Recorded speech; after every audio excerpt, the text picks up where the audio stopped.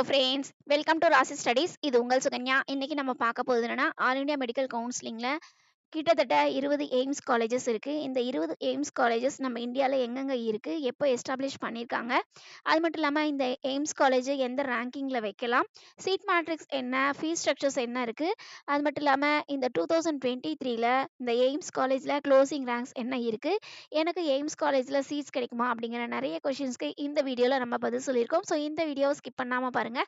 அதுக்கு முன்னாடி என்னோட சேனல் பிடிச்சிருந்தா கண்டிப்பா லைக் பண்ணி ஷேர் பண்ணுங்க. தெரியாதவங்க தெரிஞ்சுக்கட்டும். சப்ஸ்கிரைப் பண்ணுங்க. பக்கத்துல இருக்க பெல் ஐகான் பட்டனை கிளிக் பண்ணும்போது என்னோட நியூ நோட்டிஃபிகேஷன்ஸ் எல்லாமே உங்களோட மொபைலுக்கு ஈஸியா வரும்.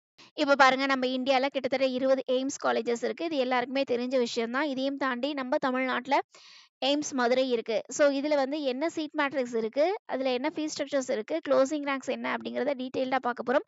நீங்க பார்க்குற புது நம்பரா இருந்தா கீழே டிஸ்கிரிப்ஷன் பாக்ஸ்ல வாட்ஸ்அப் லிங்க் இருக்கு. அந்த வாட்ஸ்அப் லிங்க்ல ஜாயின் பண்ணிக்கோங்க.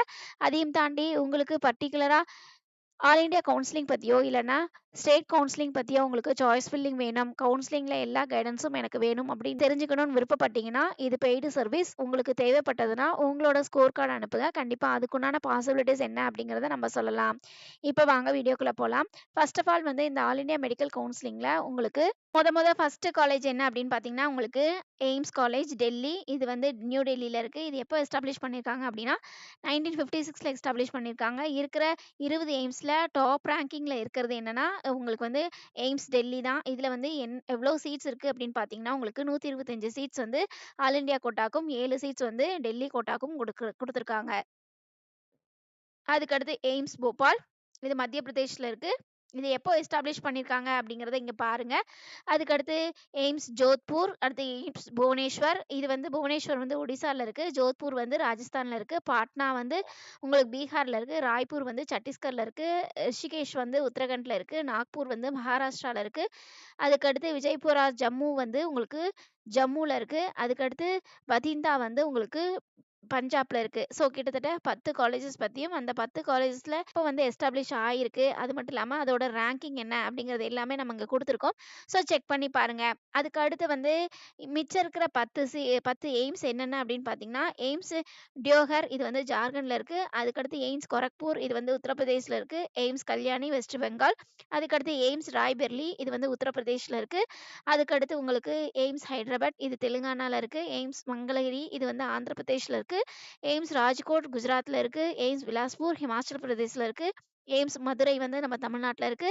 அதுக்கடுத்து எய்ம்ஸ் கவுஹாத்தி வந்து அஸ்ஸாம்ல இருக்கு. ஸோ இது வந்து எப்போ எஸ்டாப்ளிஷ் பண்ணியிருக்காங்க அப்படிங்கிறதையும் நம்ம இங்க கொடுத்துருக்கோம். இதுல பார்த்தீங்க அப்படிங்கிற பட்சத்துல மதுரை எய்ம்ஸ் வந்து உங்களுக்கு 2021ல வந்து லான்ச் பண்ணியிருக்காங்க.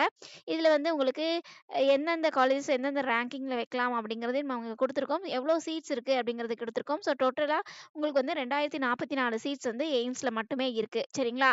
அதுக்கு அடுத்து இதோட ஃபீஸ் ஸ்ட்ரக்சர்ஸ் என்ன இருக்கும் அப்படிங்கிறத இதை கொடுத்துருக்கோம். மோஸ்ட் ஆஃப் த எய்ம்ஸ்ல உங்களுக்கு இவ்வளவுதான் ஃபீஸ் ஸ்ட்ரக்சர்ஸ் வாங்குறாங்க. ஸோ ஒரு சில எய்ம்ஸ்ல வேற ஃபீஸ் ஸ்ட்ரக்சர்ஸும் வாங்குறாங்க. ஸோ செக் பண்ணிட்டு நீங்க அந்த காலேஜ்ல ஜாயின் பண்ணுங்க.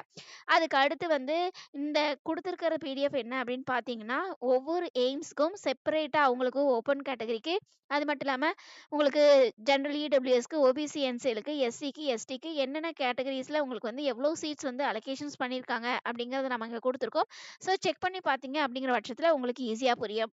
அதுக்கு அடுத்து உங்களுக்கு வந்து மித்த இருக்கிற 10 எய்ம்ஸ் காலேஜ்ல உங்களுக்கு என்னென்ன சீட்ஸ் இருக்கு அப்படிங்கிறத குடுத்துருக்கோம். ஸோ செக் பண்ணி பாருங்க. அதுக்கு அடுத்து வந்து உங்களுக்கு டெல்லி எய்ம்ஸ்ல என்ன க்ளோசிங் ரேங்க்ஸ் லாஸ்ட் இயர் அதாவது 2023ல உங்களுக்கு என்ன க்ளோசிங் ரேங்க் இருந்தது அப்படிங்கிறத குடுத்துருக்கோம். இத பொறுத்து உங்களுக்கு இந்த ரேங்கிங்ல இருக்கு அப்படிங்கிற பட்சத்துல உங்களுக்கு கண்டிப்பா இந்த காலேஜஸ் கிடைக்கிறதுக்கு வாய்ப்புகள் அதிகம் இருக்கு அப்படிங்கிறதே சொல்லுவோம். ஸ்கிப் பண்ணாம பார்த்தீங்க அப்படிங்கிற பட்சத்துல கண்டிப்பா உங்களுக்கு ஈஸியா புரியும். இதையும் தாண்டி நீங்க பார்க்குற புது நபரா இருந்தா கண்டிப்பா சப்ஸ்கிரைப் பண்ணிட்டு பாருங்க. நம்ம வந்து நம்மளோட சேனல்ல each and every corner MBBS counselling பத்தி டீட்டெயில்டா நம்ம போடுவோம்.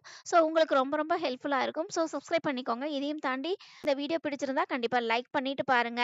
அதுக்கடுத்து உங்களுக்கு டெல்லி எய்ம்ஸ்ல க்ளோசிங் ரேங்க்ஸ் என்ன அப்படிங்கிறத குடுத்துருக்கோம். ஸோ செக் பண்ணி பாருங்க. அதுக்கு அடுத்து வந்து என்ன காலேஜ் அப்படின்னு பார்த்தீங்கன்னா, உங்களுக்கு எய்ம்ஸ் போபால். இந்த எய்ம்ஸ் போபால்ல உங்களுக்கு என்ன கட் ஆஃப் இருந்தது, அதாவது என்ன க்ளோசிங் ரேங்க் இருந்தது அப்படிங்கிறத இங்க குடுத்துருக்கோம். ஸோ செக் பண்ணி பாருங்க. அதுக்கு அடுத்து பார்த்தீங்க அப்படிங்கிற பட்சத்தில எய்ம்ஸ் புவனேஸ்வர். புவனேஸ்வர்ல உங்களுக்கு வந்து எந்த க்ளோசிங் ரேங்க்ல முடிஞ்சிருக்கு அப்படிங்கிறது ஒவ்வொரு கேட்டகரிக்கும் குடுத்துருக்கோம். அதுக்கு அடுத்து வந்து உங்களுக்கு எய்ம்ஸ் ஜோத்பூர். ஜோத்பூர்ல உங்களுக்கு வந்து பர்ட்டிகுலரா எந்த க்ளோசிங் ரேங்க்ஸ் இருக்கு அப்படிங்கிறத குடுத்துருக்கோம். செக் பண்ணி பாருங்க. அதுக்கு அடுத்து பாட்னா. பாட்னால உங்களுக்கு க்ளோசிங் ரேங்க்ஸ் என்ன இருக்கு அப்படிங்கிறத இங்க குடுத்துருக்கோம். அதுக்கு அடுத்து வந்து உங்களுக்கு ராய்ப்பூர். ராய்ப்பூர்ல என்ன க்ளோசிங் ரேங்க்ஸ் இருந்தது அப்படிங்கிறத செக் பண்ணி பாருங்க. இந்த ரேங்கிங் உங்களோட ரேங்கிங்க்கு ஒத்து போச்சு அப்படின்னா, கண்டிப்பா உங்களுக்கு அந்த பர்ட்டிகுலர் எய்ம்ஸ்ல சீட்ஸ் கிடைக்கிறதுக்கு அதிகபட்ச வாய்ப்புகள் இருக்கு. அதுக்கடுத்து எய்ம்ஸ் ரிஷிகேஷ். இங்க பாருங்க உங்களுக்கு க்ளோசிங் ரேங்க்ஸ் என்ன இருக்கு அப்படிங்கிறத குடுத்துருக்கோம். ஸோ நீங்க வந்து லைக் பண்ணிட்டு பாருங்க. கண்டிப்பா லைக் பண்ணீங்க அப்படிங்கிற பட்சத்தில நெறைய பேருக்கு இந்த வீடியோஸ் போகும். இந்த வீடியோஸ் போகும்பொழுது இன்னுமே நெறைய பேர் பார்க்கறதுக்கும் யூஸ்ஃபுல் ஆகும். என்ன காரணம்னு கேட்டீங்கன்னா, நெறைய பேர் இந்த மாதிரிலாம் இருக்கு அப்படிங்கிறது தெரியாமயே இருக்காங்க. ஸோ இந்த மாதிரி இருக்கும் பொழுது கண்டிப்பா அவங்களும் சீட்ஸ் எடுக்கிறதுக்கு நீங்க பண்ற ஒரு லைக்ஸ்னால அவங்களும் பார்த்து பயன்பெறுவாங்க. அதுக்கு அடுத்து வந்து எய்ம்ஸ் நாக்பூர். ஓப்பன் கேட்டகரிக்கு க்ளோசிங் ரேங்க்ஸ் என்ன? இடபிள்யூஎஸ்க்கு க்ளோசிங் ரேங்க்ஸ் என்ன? ஓபிசி, என்சிஎல்க்கு, எஸ்சி, எஸ்டிக்கு க்ளோசிங் ரேங்க்ஸ் என்ன? அப்படிங்கிறத குடுத்துருக்கோம். அதுக்கடுத்து எய்ம்ஸ் ஜம்மு. இதுல வந்து உங்களுக்கு க்ளோசிங் ரேங்க்ஸ் என்ன ஒவ்வொரு கேட்டகரிக்கும் அப்படிங்கிறத குடுத்துருக்கோம். அதுக்கடுத்து வந்து உங்களுக்கு எய்ம்ஸ் பத்திந்தா. இது வந்து உங்களுக்கு க்ளோசிங் ரேங்க்ஸ் என்ன ஒவ்வொரு கேட்டகரிக்கும் அப்படிங்கிறத குடுத்துருக்கோம். ஸோ செக் பண்ணி பாருங்க.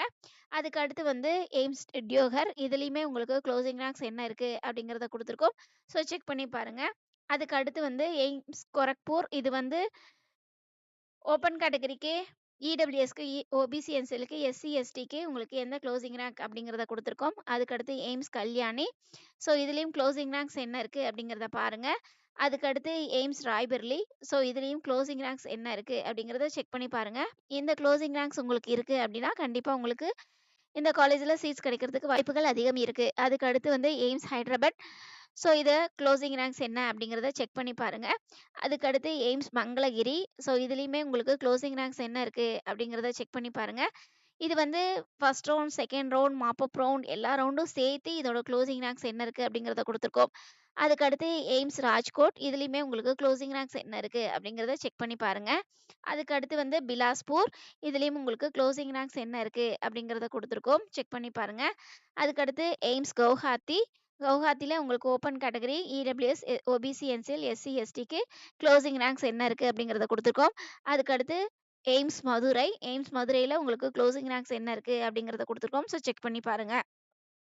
ஸோ இந்த 20 எய்ம்ஸ் கல்லூரியில உங்களுக்கு உங்களுக்கு இந்த ரேங்கிங் இருக்கு அப்படின்னா, கண்டிப்பா உங்களுக்கு எய்ம்ஸ் காலேஜ் கிடைக்கிறதுக்கு வாய்ப்புகள் அதிகம் இருக்கு அப்படிங்கிறதே சொல்லுவோம். இதையும் தாண்டி எனக்கு ஆல் இண்டியா கவுன்சிலிங்ல நல்ல ரேங்கிங் வச்சிருக்கேன். எனக்கு ஆல் இண்டியா கவுன்சிலிங் பார்ட்டிசிபேட் பண்ணணும், சாய்ஸ் ஃபில்லிங் பண்ணணும் அப்படின்னு நீங்க நினைச்சீங்கன்னா, அடுத்து வந்து ஸ்டேட் கவுன்சிலிங்லயும் எனக்கு சாய்ஸ் ஃபில்லிங் வேணும் அப்படின்னு நீங்க நினைச்சீங்கன்னா, உங்களோட score card all India counselling score card எனக்கு அனுப்புங்க. உங்களுக்கு பாசிபிலிட்டீஸ் இருந்தா அதுக்குண்டான கிரைட்டீரியாஸ் என்ன அப்படிங்கிறத சொல்லலாம். ஓகே ஃப்ரெண்ட்ஸ், இந்த வீடியோ உங்களுக்கு பிடிச்சிருக்கும்னு நினைக்கிறேன். பிடிச்சிருந்தா லைக் பண்ணுங்க, ஷேர் பண்ணுங்க, தெரியாதவங்க தெரிஞ்சுக்கட்டும்.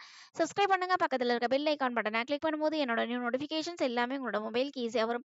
தேங்க் யூ ஃபார் வாட்சிங். Bye bye.